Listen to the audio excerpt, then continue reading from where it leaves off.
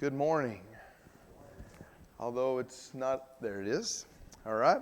Colossians 3 and verse 1. If you worked this week on your memory work, I was going to tell you how many verses it was this week, then I forgot to count. But it's like 27 memory verses that if you've learned them all, that you've committed to your mind and to your heart. So that's a good thing. But Colossians 3 and verse 1 says, if you have...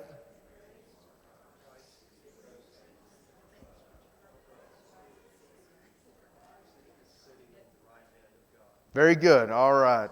Don rounded us out.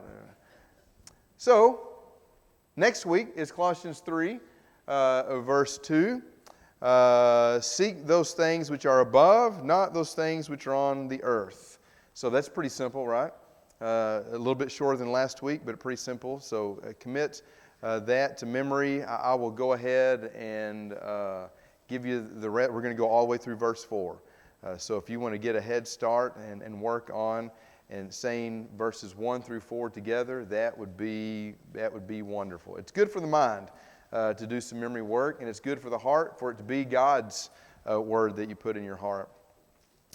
So as was announced, Wednesday night is our first dinner with friends where this is the real deal. We are going to have hamburgers. That's the plan, unless it's just pouring down rain. And then we may even cook the hamburgers under the drive-through area. So we'll see. But if you have volunteered to help cook or help with food, if you'll be there at 5:15. If you volunteer to help set up, be there about 5:30. We'll be there at 5:30, and so we'll get everything ready. And so when our community friends begin to come in, and we trust that they will, that's what we're praying for, we will be ready for them to be there. And that night, we will have our devotional and adult Bible class in that building. We're going to stay put in there to try to eliminate any reason for anybody to disappear in between here or there and here. The kids' classes will still be here, so we'll ask for a few people just to kind of help maybe them walk across the parking lot or just to keep an eye out for them, whatever the case is. But if you show up in here Wednesday night and come take your seat, you're going to be all by yourself. And if you decide to stay in here, then you're going to have to teach the Bible class that takes place in here, because there won't be one if you don't teach it. We're going to have our devotional and Bible class in the fellowship building. So please be in prayer for that.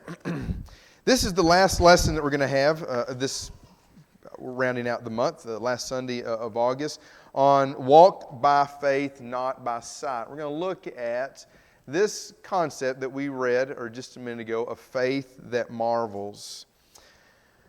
On our 15th wedding anniversary, Emma and I traveled to Europe. We spent a few days in London, and then we spent a few days in Paris. And one of those days in Paris, we had on the list to see the Eiffel Tower. I don't know how many pictures I've seen of the Eiffel Tower, or how many replicas that I've seen of the Eiffel Tower. There is one in Paris, Texas. It is not near the same size at all, or as cool, but there is a small replica of it. But I've seen, little tiny replicas of the Eiffel Tower, a little bit bigger ones, pictures, all kinds of different things. But not until that day had I seen the real one in person.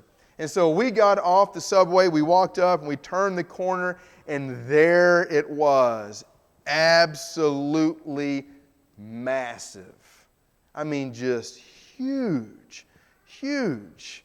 People taking pictures of it. We followed in suit, all the different, you pose with it, all those different things. And we did all the, touristy fun stuff with that. We didn't buy any. Okay, we bought one or two replicas of it. Small ones, keychains, I think, something like that. You got to spend money somewhere, right?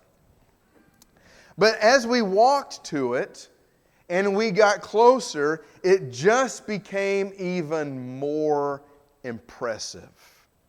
Absolutely amazing. When you stand at the base of it and you see how huge some of the nuts and bolts are that hold it together, to think that this was somehow thought up in somebody's head and then they put it on paper or whatever they put it on, and then they made it real and assembled it and put it together, and now it stands there. Absolutely fascinating. Absolutely just impressive. No doubt an architectural, whatever you want to call it, marvel, I guess. You know, there are a lot of things in life that maybe get us excited about things or bring joy to our lives. But when was the last time that you were absolutely marveled? I mean, just blown away, astonished by what you saw, to the point that there really weren't words to describe, and you just stood there and you soaked it in and you just enjoyed it, whether it was looking at it or thinking about it or just witnessing this moment, whatever it was, that you were just absolutely wowed by what took place. It takes a lot to do that, doesn't it? It takes, we use those words. I was just astonished or amazed, but when was the last time that really like your breath was just taken away? Our text this morning is one of those times. We read through the Gospels. If you have your Bibles, go ahead and start to turning to Luke 7. But in the Gospels, we have several accounts when the multitudes or when people were amazed or astonished by some of the things that Jesus did. They marveled at His teachings. We're told that they were marveled by His miraculous abilities as He healed people. The disciples marveled when they saw Jesus talking to the Samaritan woman, not necessarily because they were excited about that, but they were just astonished that Jesus would do something like that. But there are only 2 times in the New Testament where Jesus marvels, where Jesus is wowed, where Jesus is astonished by what took place. And our text this morning is one of those times, and it highlights the faith of a Gentile, a Roman soldier, a centurion to be exact. And I think one of Luke's primary goals in writing his gospel account to the great Theophilus that we see in chapter 1 was to show that Jesus was here not only for the Jews but for the Gentiles as well, so they could have faith in Him and be part of God's family. And this faith that's displayed here by this centurion almost seems, I don't know if I can tell you for sure, but it almost seems to foreshadow the faith of another centurion that we read about that a little bit later, not in this gospel account, but as Luke continues his writing in the book of Acts, we come to Acts chapter 10 and we read of a centurion named, you remember? Cornelius. The first Gentile and his family, the first Gentile converts in accepting and in obedience to the gospel. Let's read the story, Luke chapter 7. After he had finished all his sayings, in other words, Jesus was preaching, in the hearing of the people, he entered Capernaum. Now a centurion had a servant who was sick and at the point of death, who was highly valued by him. The idea that this servant, wherever he fit into the household, I don't know what he did or at what level of authority he had in running the household, but this was somebody that was very, very precious to this centurion. He meant a lot to him. He was very valued. And when the centurion heard about Jesus, he sent to him elders of the Jews, asking him to come and heal his servant. And when they came to Jesus, they pleaded with him earnestly, saying, "He is worthy to have you do this for him. For he loves our nation, and he is the one who built us our synagogue." And Jesus went with them. When he was not far from the house, the centurion sent friends, saying to him, "Lord, do not trouble yourself, for I am not worthy to have you come under my roof." They are speaking the words of the centurion, relating them to Jesus. It was as if the centurion was speaking himself in the presence of Jesus. Verse 7. "Therefore I do not presume to come to you, but say the word, and let my servant be healed. For I too am a man set under authority, with soldiers under me, and I say to one, go, and he goes, and to another, come, and he comes, and to my servant, do this, and he does it. When Jesus heard these things, he marveled. He was astonished, amazed. He was wowed by the faith. He says he marveled at him, and turning to the crowd that followed him, said, I tell you, not even in Israel have I found such faith. And when those who had been sent returned to the house, they found the servant well. Jesus has just wrapped up, and it seems to be Luke's account of the Sermon on the Mount. So he's done preaching. He just wraps it up about the wise man, the foolish man. We learned those verses just a few weeks ago. And so he enters into Capernaum, and seems to be immediately met by this group of Jewish elders. And they had been commissioned by this Roman centurion to find Jesus so Jesus could come heal his servant. Said he had heard about Jesus. I don't know if he had actually heard Jesus or seen Jesus. The text seems to imply that he had not. Only by word of mouth had he received word somehow that this man that we know to be Jesus can heal people. He can say the word, and whatever ailment they have is gone, disappeared. They're restored, made whole. They're well. If they couldn't see, they could see. If they couldn't walk, they could walk. If they couldn't hear, they could now hear. If they had a demon, it was gone. Whatever the ailment was, if Jesus said the word, they were healed. And he had heard of this magnificent, this wonderful things that Jesus could do. And he says, that's who I need, because my servant, someone very special, very precious to him, was sick. And the elders came to Jesus. They pleaded with him to come heal the servant. They not only begged Jesus to come and oblige their request, but they gave them reasons why. He says, this man is worthy. He is good to us. He loves our nation. Matter of fact, he's the one that had the synagogue built for us, that we can come together as Jews and practice our faith. And this whole thing is a bit odd to me. Centurions weren't in the habit of loving on Jews. And Jews really weren't in the habit of loving Roman centurions and soldiers. Matter of fact, they really didn't want them occupying their territory. They were hoping Jesus was the one that was going to get them out and rid them of it. But here's the case where there's an exceptional relationship that had taken place for whatever reason. We're not told why that this man did such good things for the Jews, and the Jews then respected him and honored him. We don't know why that they became friends. But having just preached about loving your enemies, what does Jesus do? He goes and loves on what's considered to be the enemy. Maybe not here, but in other places. And he goes with them, and before he gets too far away, before they come to the house, a delegation of friends is sent by the centurion. And as they relate these words to Jesus, it's as if their words carry the same authority as if the centurion was standing before Jesus himself. And he says, hey, you don't need to come to my house. I understand a few things about authority. I'm a man of authority. I tell people what to do under my authority, and they do it. It's that simple.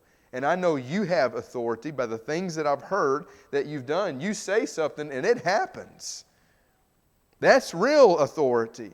And so if you can do that, I know you don't even have to see my servant. You don't have to step foot in my house. You can just speak the word from wherever you're at, and I know, I have faith that he's going to be made well. Absolutely amazing. Think about it. Here's a gentleman that hasn't seen Jesus as far as we know. Doesn't know a whole lot about who Jesus is, but he knows something about authority, and he's heard that Jesus' words have authority, and he believes in them. And he says, just say the word. And when Jesus heard these words of the Roman centurion, it stopped him in his tracks. He didn't take another step.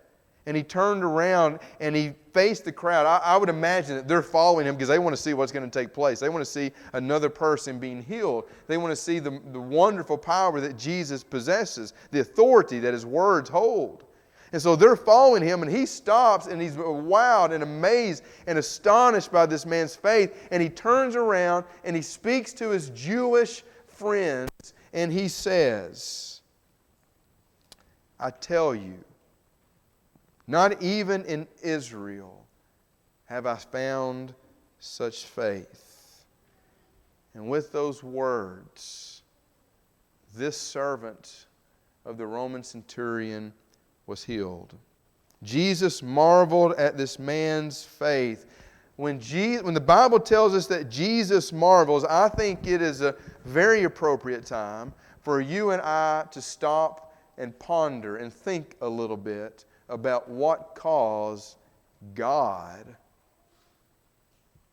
to be wowed. I mean, who wows God, right? I mean, who can amaze God? I mean, the one who speaks and we are amazed by what takes place. Who does that? Luke chose a word that means to be amazed, astonished, or wowed, like related. This was Jesus' response to the centurion's faith. There's only one other time that this word is used to describe Jesus' response, and it's found in Mark 6 and verse 6, when he marvels at the lack of faith in his hometown of Nazareth. Those who knew him best. There are two things that cause Jesus to marvel. Number one, those who believe in him and his words when it's not expected of them. Number two, those who disbelieve when they have every reason that they should believe. Those two things cause Jesus to be amazed. One of them's good, one of them is not. Faith, when they don't have a reason to believe, and lack of faith when they have every reason to believe in Jesus. In this text, we have a wonderful and amazing, something that ought to really marvel us, account of a man who caused the God of heaven to stand in amazement. The creation amazed the Creator. What could any of us do to amaze the one who has caused the blind to see, the deaf to hear, the lame to walk, the dead to rise? No preacher could ever give a lesson so eloquent to make God stand in amazement. No Bible scholar could have such profound and depth of knowledge that it would cause Jesus to marvel. No architect could ever construct a church building so beautiful that would ever cause Jesus to be in amazement. And no Christian could ever perform such an act so sacrificial that could cause Jesus to shake his head in astonishment. But we learn one thing that gets the attention of Jesus. There is one thing that will stop Jesus where he's at and cause him to marvel. And that is faith. Faith. This centurion was not a disciple. He performed no miracles. He planted no churches. He was not a Bible scholar. He didn't have some kind of religious title. His spiritual resume, by all accounts, was absolutely unimpressive when you think about it. But his faith caused Jesus to marvel because it was a genuine, dependent, action-generating faith. And I think that kind of faith still causes Jesus to marvel. I'll look at four things very quickly that we can learn about this centurion's faith, that we can maybe implement our own or cause our own to grow or develop these habits of four things about a faith that causes Jesus to marvel. Number one, a faith that causes Jesus to marvel is motivated by love. This centurion, from what we can tell, loved the Jews. It's very uncommon in a man in his position, but he loved the Jews. And we see the reason that they go to Jesus to ask for Jesus to heal this man's servant. He was good to them. He was worthy. He loved them. He built them a synagogue. And they respected Him for that. That love was then reciprocated. A faith motivated by love.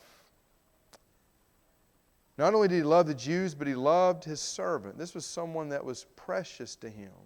Again, I don't know where this servant fit in the household. I don't know what tasks he performed, but it was somebody very precious to Him. And He loved him. And He wanted to see him made well. And so He had heard of this man about Jesus, and it caused him to act. He possessed a love that seems, according to what Luke writes here, crossed social and racial boundaries with the Jews, and maybe even His servant. Can that be said of us? Can that be said of me? Jesus is looking for a faith that's motivated by love, acts on love, and it crosses all kinds and breaks down all kinds of barriers and walls and boundaries that a lot of times we build for ourselves. And we won't allow our faith to cross. And so a faith that marvels Jesus is one that is motivated by love. But it's also one that causes us to intercede for others. I mean, that's the life of Jesus right there, right? Interceding on our behalf on a daily basis. The centurion went to Jesus on behalf of the servant who was sick because he knew Jesus could help. To intercede for someone is to petition someone on their behalf, seeking help for them in some way. And the servant was unable to do that for himself. Matter of fact, we're told that he was sick to the point of death, and there was nothing he could do for himself. And so the faith of the centurion went into action and sought after Jesus. I had the opportunity to intercede for an individual at one time. I was called into a courtroom for someone who was not in a good spot and unable to help themselves. And I was there, and the judge found out who I was.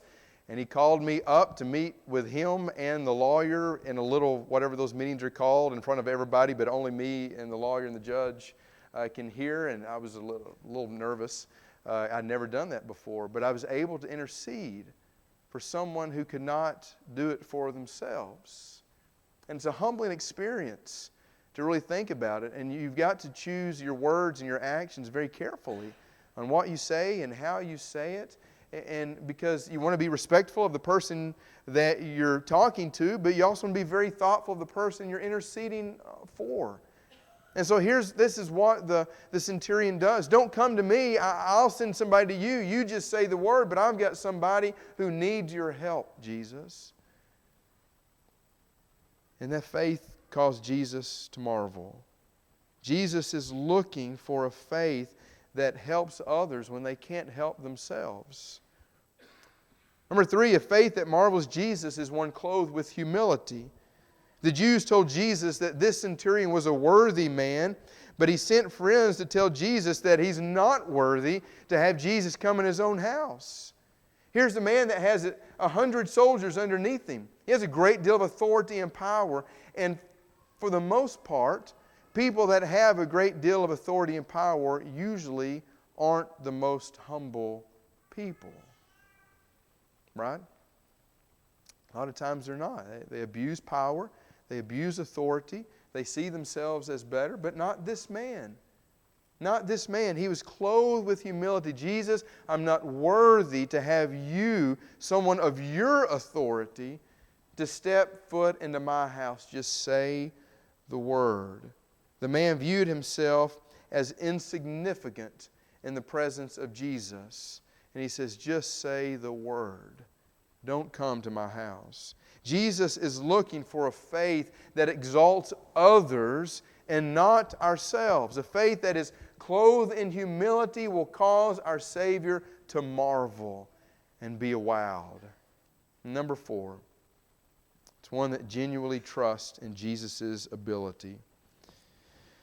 The centurion, from what we can read, he knew about authority. He knew about power.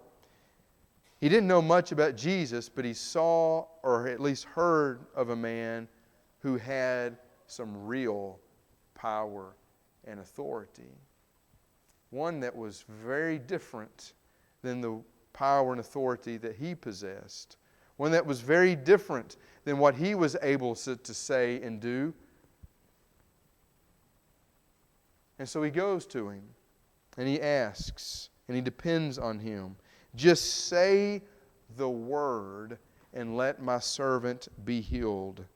He obviously knew of the fame or notoriety of Jesus in some way, and the healings that he had performed. All of that news had made its way to the centurion. Maybe somebody that saw Jesus perform a miracle knew the centurion's servant and runs and tells the centurion, I know someone who can heal your servant. Maybe that's the way he heard. I don't know. But he knew. And he genuinely trusts in Jesus' ability. He trusts in the power and the authority of the words of Jesus. And he said, just say the word. You don't need to see him. You don't need to touch him. You don't need to look at him from afar. You don't even need to know his name. Of course, Jesus could do all that, right? He said, you just need to say the word. Jesus is looking for a faith that trusts not in self, but in Him. And Jesus can do great things with a faith that simply trusts in His ability. A faith that marvels, is motivated by love, causes us to intercede on behalf of others, is clothed in humility, and it genuinely trusts in Jesus' ability. The man with the greatest faith in Israel wasn't a Jew. He wasn't expecting a Messiah. He wasn't looking for Jesus' anointed one. He hadn't heard, for years since he was a little kid about the promised Messiah that was going to come in the world, the one that was going to establish God's kingdom and restore all things. He had not heard of all that. He wasn't even knowing what to expect, but he heard there was a man named Jesus whose words had authority and power. And when he spoke, things happened. And he put his faith in those words and in that man Jesus. And he humbly asked him to heal his servant. And he trusted that whatever Jesus said would be done. That is the faith that caused Jesus to marvel. And I am convinced will still cause him, and does cause him, to marvel even today. Hebrews 11 and verse 6, the Hebrew writer says, and without faith it is impossible to please God, for whoever would draw near to God must believe that He exists, and He's a rewarder of those who seek Him. In other words, God rewards those who have faith. Is your faith cause Jesus to marvel? Do you trust in His words and what He says and what He does? What He has the ability to still do in your life and the life of others? Maybe your faith is not as strong as you want it to be. And through study and through allowing the Spirit to use you to serve and to love, your faith will grow. Your faith will be strengthened. Maybe your faith is brand new, and you're ready for the first time to put it in the redemptive work of Jesus Christ.